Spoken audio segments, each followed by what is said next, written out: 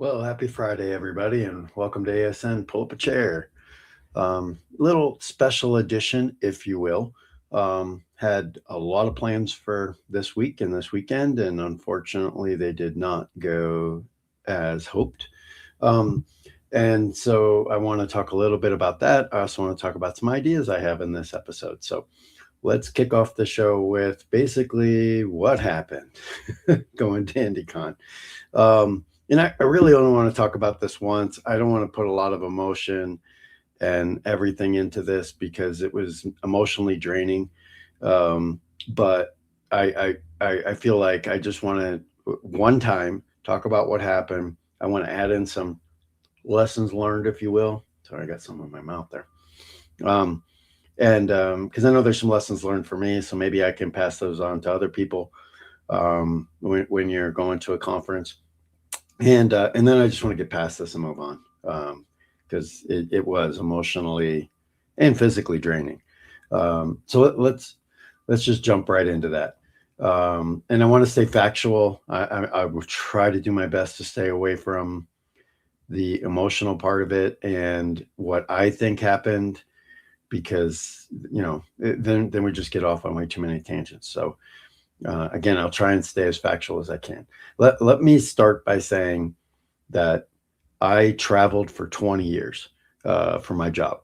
And I am a basically like a diamond or whatever the highest level is of hotels, car rentals, and flying. And so I'm not new to the travel industry. So it's just something I've done all my life. I wanted to fly and had booked a flight to Indianapolis and then rent a car and drive up um, to IndiCon. Thank God I didn't. But I have a medical condition which does not allow me to fly at times because of cabin pressure. So that's what happened. Basically, I checked in with my doctor a day before my flight was scheduled, and he just said it's not in my best interest to be flying, especially the amount of time I had to take two different flights to get there. So he was like, "No, it's just not a good idea. You should drive." And I'm like, "Okay," so cancel my flight, jump in a car. Understand it's I believe about an 18-hour drive there, one way. So jumped in my car on Tuesday and I drove to from Colorado Springs to Auburn, Indiana. I made it to. I got out of work on Tuesday. I'm trying to make sure I get my days right here. Got out of work on Tuesday and decided I would leave after work and get a few hours on the road.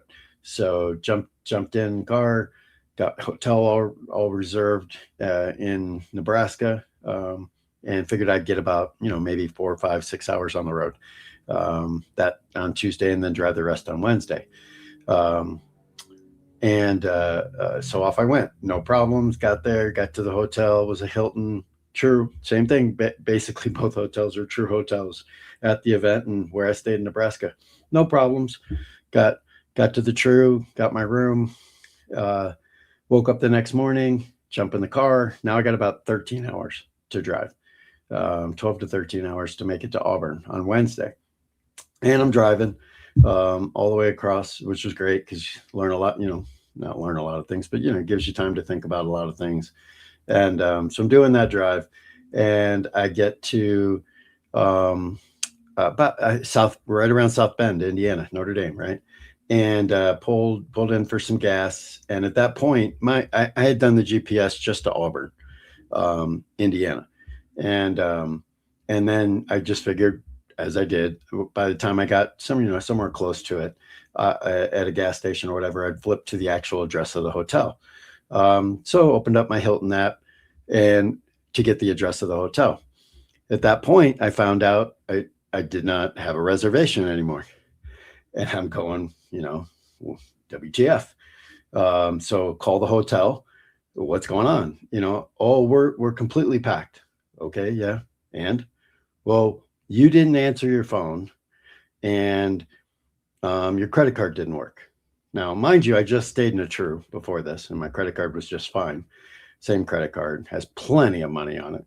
I was in my car all day long. Yeah, I'm going to hit some bad spots, but as far as bad spots, as far as like cell coverage, they never called. I looked at my call list. They'd never called. They said they called 2 or 3 times. All lies. I'm telling you right now, it's all lies. What it was again, now I'm going to get into what I think happened because I do think it's important because they won't admit this is what happened, because anything else doesn't make any sense. What they did is they went off my profile rather than my reservation. The other True used my reservation, did not use my profile. So the reason I'm telling you this is because I guess my profile must have an old phone number on it and it has old credit cards. Again, I was a consultant all over the country and used a multitude of credit cards in my lifetime, and have had phone changes in that time frame. So I've never gone back and updated my profile. And if that's on me, it's on me. But that's what I think they were using. And so, but if you looked at my reservation, it said that my check-in time was 10 o'clock. And so it's 8 o'clock and I'm about an hour and a half away from the hotel. But they decided, the hotel, and this is a true fact, they decided at the hotel that since they couldn't get a hold of me, that I wasn't coming. And they wanted to fill that room, so they gave it to someone else. And of course, that's what led to me absolutely freaking out over this because I just drove, 13 hours, 17 hours, 18 hours total to get here to this convention. And you just gave away my room. And of course, asking for the manager, blah, blah, blah, being told there's no manager on site. She went home for the day and she's not answering her phone. I'm saying, so let me get this right. You're telling me I cannot come to that hotel and you're not going to give me a room despite me having a reservation, besides me having a good credit card on the reservation, despite me having the correct phone number on the reservation, but you used my profile instead of the reservation to confirm, which they've never done before. Even the one in Nebraska did not call me, nothing. And I got to that hotel at night, 9 or 10 o'clock at night. No issues there. Same brand, same Hilton brand. So, you get one hotel who decides to do one thing and you get another hotel that decides to do another thing. It could be the same brand of the same major network. So I said, well, and she's giving me no options. She's not saying, oh, I'm really sorry. We'll put you in a Courtyard, or Courtyard's Marriott, but we'll put you in this hotel, another Hilton brand, or let me call this other hotel that's down the street. She's giving me no options. She's just basically saying, sorry, too bad, so sad. And that was, of course, making me even more upset by her attitude about the whole thing. And so, I pleaded with her, basically pleaded, look, I'm coming in for a convention and blah, blah, blah. And she basically just said, I don't care. You didn't answer your phone and your credit card didn't work, so you can't come. And I mean, of course, anybody listening to this knows all that's ridiculous who's ever traveled before. So, so I looked around the area of Auburn, Indiana, and there's nothing. There was like a Red Roof Inn or something, and I'm not going to get a bunch of bed bugs so I can go to a convention. There was just nothing around, and so I really was left no other options but to turn my car around at South Bend and drive all the way back to Colorado Springs, and that's what I did. And so those are the facts. That's what happened. It's too bad. I can't tell you how bad I was looking forward to this convention, how excited I was about being at this convention, about all the things I was going to do at this convention. And, one office staff at a True Hilton in Auburn, Indiana, blew it all up. I hope none of the other guys who went had the same experience. I'm going to gather at least maybe someone did, because they were just canceling, she said, because they were full, and anybody who didn't have a credit card in their mind off their profile, who didn't have a good credit card, they were canceling their reservations and handing them to somebody else. And So anyway, so let's talk about, uh, you know, let's talk about some lessons learned. Um, I think the biggest lesson learned that I get from this, and as a longtime traveler should have known better. One is update your profile on all these hotel things, because this hotel uses it and this hotel doesn't, and this one does and this one doesn't. So even within the same brand, within 2 days, within one day, within 24 hours, a True in Nebraska did one thing and a True in Auburn, Indiana did another. So to eliminate that and you not have to go through what I went through, make sure your profiles are updated with a good phone number, with the right credit card that you want them to be utilizing. Um, so that's the first thing. The second thing is, I had a lot going on. I'm not going to sit here and go drama on everybody. I had a lot going on, but this was a trip that was important to me. I should have, before I jumped in my car, called both hotels, to be honest with you, called both hotels and said, you know, you got my reservation, right? And let's double check the phone number you're using, and let's double check the credit card you have on file. I mean, again, in 20 years, I've never had to do that, but I never got burnt. Well, when you get burnt is when you get lessons learned. To save yourself from what I went through, just do those. It's a quick phone call. Of course, none of that guarantees you anything. There's no guarantees. You talk to Amy and she says, yep, got this number, got this credit card. And then Joanne goes over and again, grabs the profile instead of what's there, and boom, you're screwed. So nothing is perfect, but had I done some of those things, maybe I would have had a different outcome. So it's a lesson learned for me. Second, make sure when you sign up for these conferences, and actually, I want to give credit where credit is due. I'm trying to think of whose podcast I just listened to. I was listening to it on the way to Auburn, who was What Makes a Great Conference. And I would say the one thing that he missed in that What Makes a Great Conference, he talked about, people, and talked about a great site and blah, blah, blah. I'm going to add to that and say options. Because if there is a site that has only one hotel, you are at that hotel's whim. You know what I mean? If something happens and your reservation isn't right, it's not like you're going across the street to another hotel. If they don't have options around that conference that you can go to more than one hotel, I'm never going again. And anything like that, because I'm not going to drive 18 hours on and find out I don't have a reservation, and I can't just drop into another hotel somewhere around that area. So I would say that needs to get added to that podcast. Having many choices of hotels around the area. And again, anybody who's traveled as much as I have a lot of friends who won't stay in a Hilton because of bad experiences like I just had. Some won't stay in a Marriott, some won't stay in a Hyatt. And so if you're going to run a convention, you should make sure there's plenty of options, not just one. Because you think about the Play convention. Yes, they were in a Hilton. I think it was a Hilton Garden Inn we were at, but there was like 6 hotels within a mile of that, and plenty of people were staying at other hotels. So you got to have options for your hotels. If they do not present options for their conference, I think it's a bad idea. Because imagine flying in. I was supposed to fly in. I would have really been screwed. I would have had to turn around, figure out my flight plans to get back, blah, blah, blah, blah, blah. So driving, at least I could turn around and just go back home. So again, just my advice to avoid that kind of situation is make sure the conference has the conference place where it's going to be has options for you, not just the one hotel. And if you think just having a reservation is like, okay, I'm good to go, well, you're going to end up like me. You potentially could end up like I did. I had a reservation for a long time at that Hilton.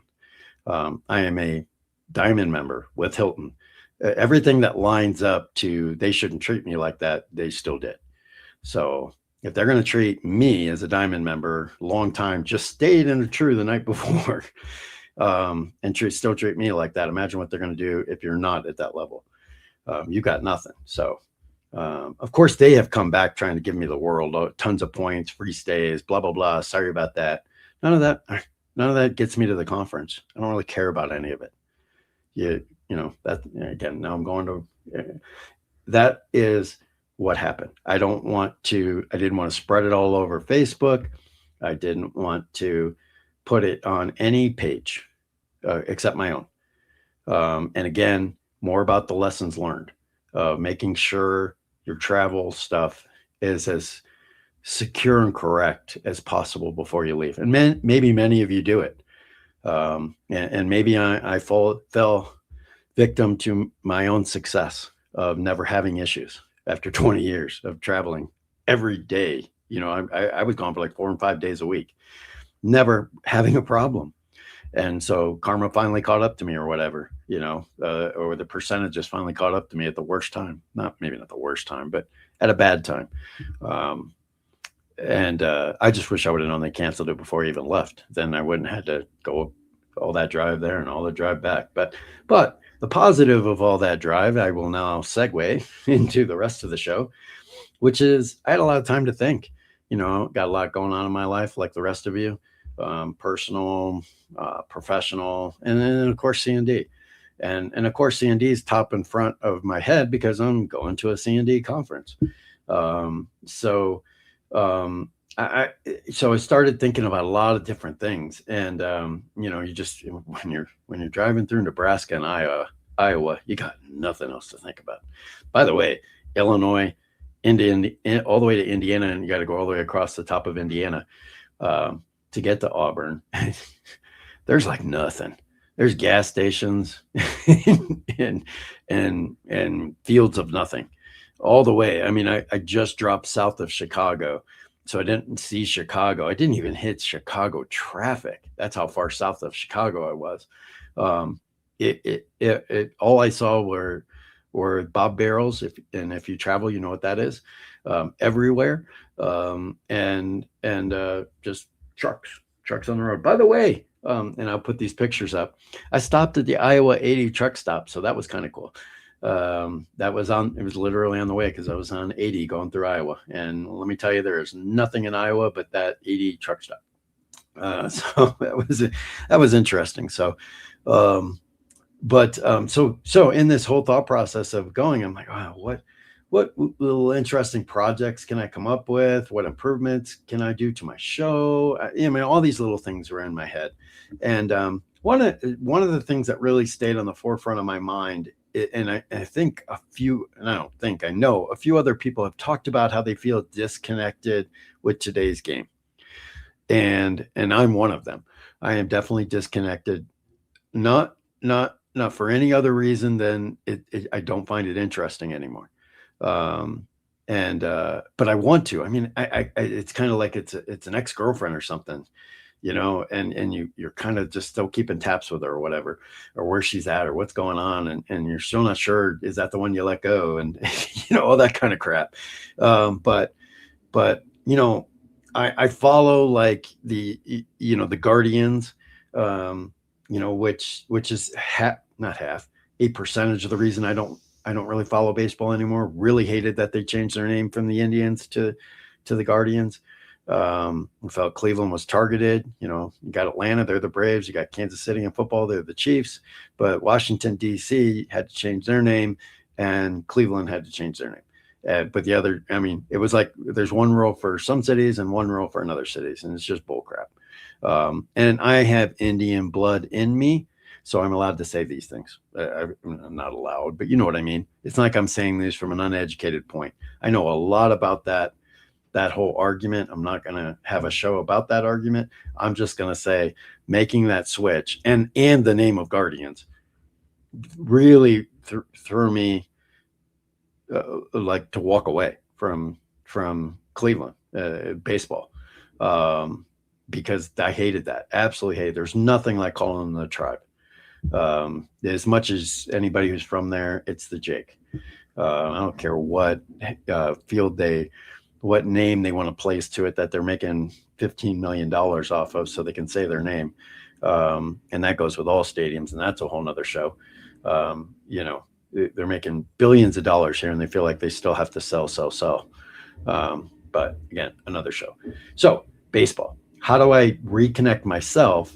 And maybe this idea might work for others. How do I reconnect myself with the 2026, you know, season, or just, you know, baseball in general now? Yeah, I know most of the players, but you know, when I was a kid and growing up and watching baseball, and when I was a young adult, I could give you the starting eight and the five starters or four starters, whatever it was, the closer, and most of the bullpen and most of the bench for every team in the Major League Baseball.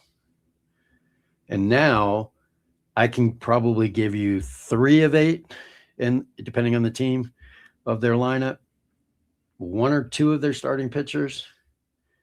Maybe I'll get a few teams right on their closer. That seemed to change a lot. And probably none of their bullpen and none of their bench. And it's because I've just basically checked out of baseball since, I don't know, 2017, somewhere in there. And I hear that story a lot from a lot of people, that that's what they've done. They've just checked out. I'm not interested in it, you know. And part of that's the umpiring, part of that's the way the game's played, part of that's the starting pitchers are coddled. There's no one reason for anybody. I don't think. I think it's just a multitude of reasons that baseball has just become, if you will, unwatchable for many people. So again, so the issue is, do I want to reconnect? And I do. Excuse me. I am a big baseball fan. Always have been. Always has been my favorite sport. So, square peg round hole here, possibly, but I'm trying to find a way to reconnect. So, I thought, okay, and then I felt there was a second problem. A second problem that a lot of people are turning to, that I hear from, is replays in general. A couple of things with replays, as played replays, even. Excuse me, which is really the biggest. I don't know where I was going with that. I think that cough threw me off. The point being is replays. In general, a lot of people talk about how they don't like to do them anymore, because you feel like, not that, I think there's part of people who feel like, well, X has to, Johnny Bench has to hit X number of home runs or stay within a range of what he hit, or for some reason, everything you just did for 6 months to a year, it is invalid. Okay. And that's a different argument, different show. But that is a reality of how some people feel about a replay, about doing historical replays. I was looking for that word. I got to take a drink of coffee here. Okay. So that, I think that's part of a reason that I think that's another challenge that's out there. Stay with me here, because I'm going to bring these challenges all together, I hope. I think another challenge is kind of similar to that, which is, okay, so what's the story? I mean, because we all talk about C&D is all about the story we're telling, right? Well, is the story you're telling the same one that was told? Because, by the way, you're sitting here trying to make sure Johnny Bench had 36 home runs or get close. You're trying to make sure the Reds were 101, and 61 or somewhere close. You're not really, there's no story there in that replay. Your story is trying to match, history, which is why I call it a historical replay. But I think a lot of people don't see the fun in that anymore. It's not, you get nothing out. What is in the end of that? What are you getting out of that? So I think a lot of people are coming to that realization, or what maybe always been there, but that's why they don't like to do replays. So, but here we are still wanting to connect, that challenge of connecting to today's players without having to worry about how many home runs Aaron Judge hit, how many wins Paul Sking gets, how many wins the Pirates get or don't get. Again, always bumping up against history. So a lot of people are turning to these fictional games, like I have. Because there is absolutely zero expectation of I've got a game right here in front of me, a Leap player named for the Leap collection. If you don't know the Leap collection, it's something out by Play Games, but part um, part real players, part fictional players. And so like this, I don't know if this is going to even show, but it doesn't matter. The point being is there's a guy here named Ezekiel Brooks. He has zero expectations, right?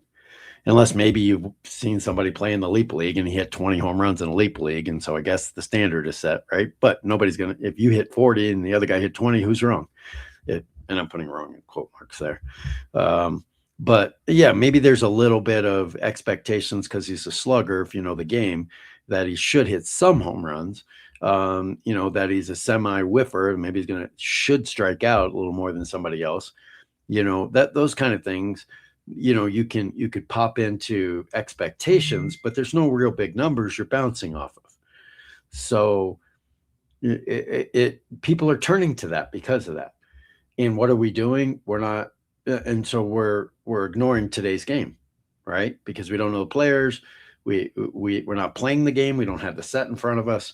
So we're not learning about today's players unless you're watching it on television. And a lot of people just say it's unwatchable. So how do I bring all those challenges together and have a solution? And 13 hours of driving told me, well, I should really be saying that again, it was like 18 hours total. So that's 36 hours of driving. Told me that with this new payoff pitch coming out, and you could probably do this with a lot of things, even just a regular C&D on your tabletop. But my head was also thinking about the game pulse for payoff pitch. Has a great feature, and again, other softwares probably have this too, Action PC, others, has a great feature. And this is what we were kind of doing that I missed out on last night. Unfortunately, my idea, didn't get to do it. Thank you, Hilton. Of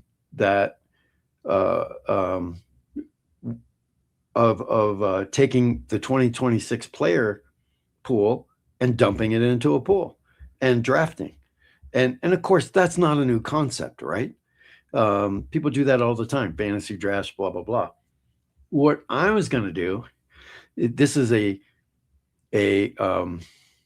personal pet peeve of mine that we, the United States, love to call our champions world champions. And of course, they're not. They're United States champions. And unless you want to, just because we have a couple of teams in Canada, call us world champions, that's ridiculous. How about North American champions? But so that's always been a little pet peeve of mine. And I get that somebody's going to say, yeah, but the best talent for basketball is in America, or the best talent for baseball is in America. Really? Did the USA just win the World Baseball Classic? Did I miss something? No, we didn't. Oh, so we're not the best. So we don't produce the best.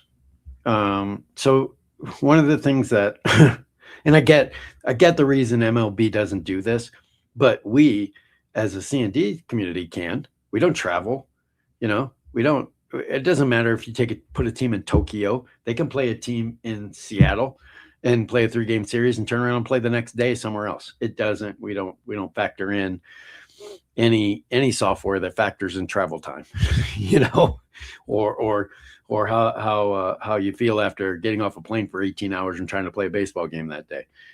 No, nothing is factored in that good. Sorry, guys, it's not. So we can have our teams anywhere we want.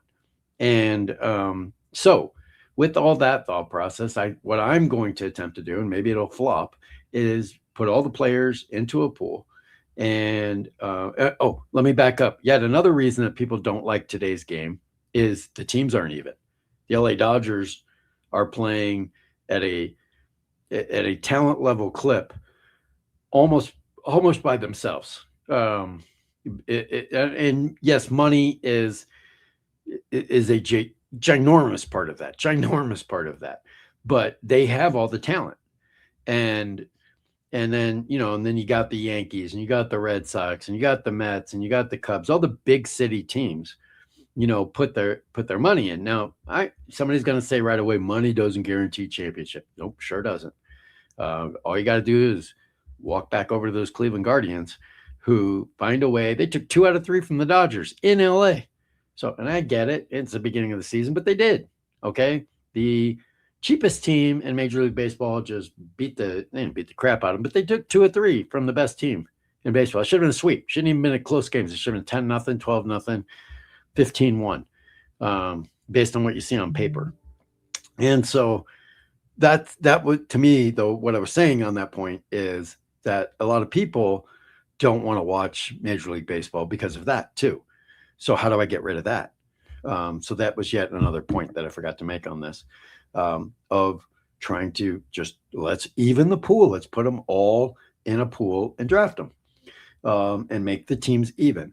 And so then I started getting even deeper in thought and like, okay, well, all these cities have had, teams. You got Chicago's got 2, you got New York's got 2. A lot of cities in America have grown a lot since the days that everybody was given a team. So, to make things more fun, I'm going to come up with 32 Major League Baseball teams now. See, this is how far out I've been. And I'm going to just put in 32 new cities, and it is going to be global. So it's a real World Series. Because I don't care if the team is in Amsterdam, London, or Canton, Ohio. It does not matter. Again, I don't care about a travel schedule. So I want it to be global, and I want to have some fun. I want to put some fun into the project by getting my own teams, creating my own stadiums, creating my own team names and logos. I had a lot of fun with that with Ian's game when I did a 42 game season for his Legend set, I think it was called. And made Deadwood and all these teams. I had so much fun with that. I made baseball cards for everybody. I want to get back into the fun. But with one of the goals being to start to learn about these guys. And, another thing, if you just use as played, and look, I'm a huge as played guy, just pulling the lineups for Baseball Reference and running with it is so much easier, because you're not trying to figure out the lineup for the day. You're not trying to make sure everybody gets playing time. You're trying to make sure you don't overdo anybody's playing time, blah, blah, blah. Yes, we manage the pitching staffs. Yes, we manage the bench for pinch hitters. And still, I try to use what's on Baseball Reference and make sure whoever came in that day, if it's appropriate, if there's a blowout and it's not a blowout, maybe that pitcher doesn't come in. But anyway, I try to use those as guides during the games. But when you play something that is not historically applicable, like this project I'm talking about, I can just put the lineups in as I see fit. I can pinch hit whenever I want. I don't have to worry about overplaying anybody. My job is to keep the rotation moving, try to keep things realistic, right? I'm not going to play every single player 162 games and no bench. Yeah, I'm going to move players in.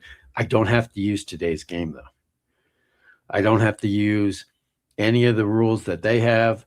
I can use the rules that I want. I don't have to use their methodology of taking a pitcher out after 65 pitches. I can let them go complete games if that's what I want. I can use everything that I like about baseball from any year I want to use it from and put it into this. And for me, that's what I need right now from baseball. So I will be looking to kick that off this weekend. Excited about that. Kicking it off means a lot of work. Anybody who knows all the work I do around these, to get them just even ready to go is something. But I do want to, I have planned to use Game Pulse for this, and buy the 25 cards themselves, so I could do a lot of what do they call it? I just want to enter the results in the game. Board Game Companion was what I was looking for. I want to do that, but I also want to use some of the game too. So that's kind of my thought on all that. I also had a secondary thought for I was going to do this until I thought about just doing the whole 2026 thing that I just gave you. Another side project that I had thought about that I thought might be really cool, because I was listening to the Reds on the radio and the Guardians again, trying to listen to those teams. I once in a while get in, and I love listening to Tom Hamilton in Cleveland. He's the best announcer in all of baseball. It's not even close. Um, and sorry if that offends anybody in their hometown team, but you go listen to Tom Hamilton, and you will not want to listen to anybody else afterwards. Um, and Tom, because of his energy. But anyway, so I'm listening to the games. I'm thinking, wow, for C&D, a lot of people love to listen to Ron Juckett because he's got that Vin Scully vibe going on. You can just you don't need to you don't need to even watch it on YouTube. You can just listen, and you feel like you're at a Dodgers game with him. And and Ron and I talked about this a little bit in a conversation we had, that people don't want to look at other people's box scores. Yes, there's probably some people out there who do, but the most of us don't. But we don't even look at other people's box scores when they're like incredible. Like, oh, like Ron had this incredible first ever no hitter. I think he got 10 likes, right? And it's like, so what? I'm not going to get into the whole social media piece of this, but that was a big thing for Ron, and it was a big thing for anybody who gets a no hitter or cycle and blah blah blah. But we're all into our own world, right? And but at the same point, everybody's tuning into Ron and listening to him talk, right? And then you got others out there like the Replay Gamer and others who do run their games, and people do show up to watch those games, right? So there is an audience for all that, but nobody wants to really look at the end result of any of it. So what that screams to me in my thought process as I was driving was, people just want to kind of listen in on how you're doing it or how you're playing the game, or they need it as background noise, and blah, blah, blah. There's several reasons I could set out for why people listen or watch a podcast or a somebody showing a game or playing a game. There's lots of reasons for that, right? But what I was thinking was, what if somebody did a replay, and it does not matter what you do, whether it's fictional, whether it's real, and you ran a 162 game season of whatever team you're running, and on the other side of that, you let AI take care of all the other games in conjunction with what you're doing. This is nothing new that anybody hasn't done before, but you're actually doing like a radio broadcast of each of your games. And the story is constant, because you are, welcome to game one of the Cincinnati Reds season, 1985, whatever it is you're doing, right? And you're going to broadcast that game, and you could do a lot of cool stuff, like play the game first, then broadcast it, because now you're cheating. All what happens, right? You got the whole box score right there in front of you. You got the play-by-play right in front of you, and add some fun to it. Make it, put some background baseball noise in the background, because I was kind of laughing listening to the Reds game. I'm like, it sounds like they put in feed from another game. You could hear people talking in the background. You could hear, and then there was the click of the bat, and it's like, wow, it sounds like something they downloaded from the internet. I was like, so, and that was a real game going on. That was real stuff. So you can get that background noise in, and you can put in the excitement. You could do, there's a drive deep to left field. Where it went, all right, because you just played it. He's at the warning track, it's gone. And then the next batter is at the warning track, he makes a leaping catch. You could really have fun with that.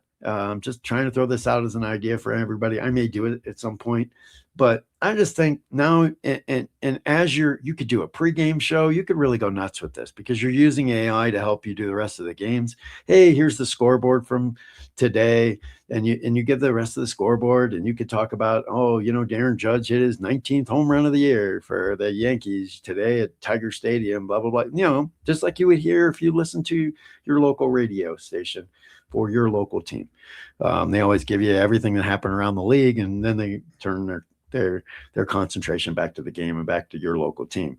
And that's what you could do. And again, you could be doing the Tokyo Raiders, and you could make this into your season and everybody could, if you label all your games right there, they are from 1 to 162, and they can follow along, and you may get a cult of followers for this. I think it's pretty cool. I know anybody who picks this idea up, tell me, because I'm definitely going to follow it. I think it would be really cool to hear somebody do that because, again, if you're in your car, I listen to the Major League Baseball games, I listen to some music and stuff, blah, blah, blah. But everybody talks about how they love to listen to YouTube podcasts or YouTube stuff.